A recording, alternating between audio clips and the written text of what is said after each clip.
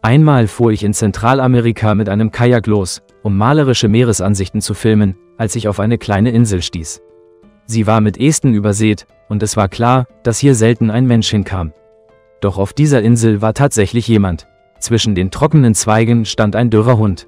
Ich war völlig überrascht, dort ein Haustier zu sehen. Ich konnte nicht verstehen, wie der Hund dorthin gekommen war. Allein hätte er es niemals geschafft, also musste ihn jemand hier ausgesetzt haben, um verdursten und verhungern zu lassen.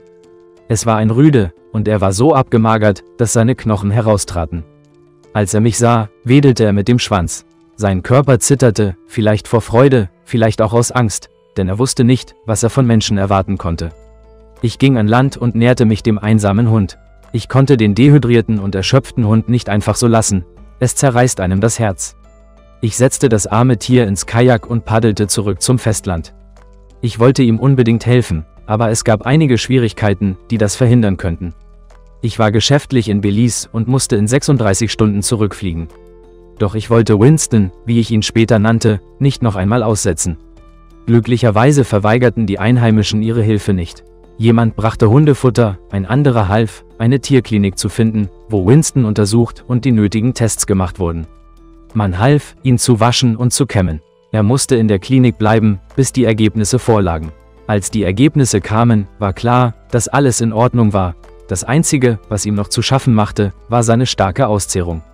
Doch es war Zeit für meinen Rückflug, aber ich sorgte dafür, dass Winston nicht wieder sich selbst überlassen blieb. Ich fand jemanden, der ihn gerne vorübergehend aufnahm. Ein Mädchen namens Melanie wurde seine Pflegemutter. Winston lebte 2 Monate bei ihr und veränderte sich in dieser Zeit radikal. Der Hund erholte sich, nahm zu und wurde gut versorgt. Melanie hielt regelmäßig Kontakt zu mir, seinem Retter, und schickte mir Fotos und Videos von ihm. Schließlich wurde Winston von demjenigen adoptiert, der ihn von der ersten Minute an geliebt und sich um ihn gesorgt hatte. Melanie half, die nötigen Papiere vorzubereiten, damit Winston mit dem Flugzeug zu seinem Retter fliegen konnte. Jetzt lebt der Hund in Dallas, USA. Als er seinen Retter wiedersah, wedelte er freudig mit dem Schwanz, genau wie beim ersten Treffen. Er sprang auf die Hinterbeine und versuchte, mich zu erreichen, während er mir das Gesicht ableckte. Diese Geschichte hat ein gutes Ende genommen. Winston ist nun von der Liebe und Fürsorge seines Besitzers umgeben, dem er es verdankt, von dieser verlassenen Insel gerettet worden zu sein.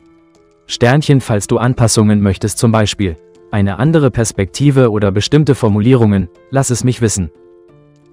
Liebe Freunde, wenn euch das Video gefallen hat, setzt ein Like und abonniert den Kanal.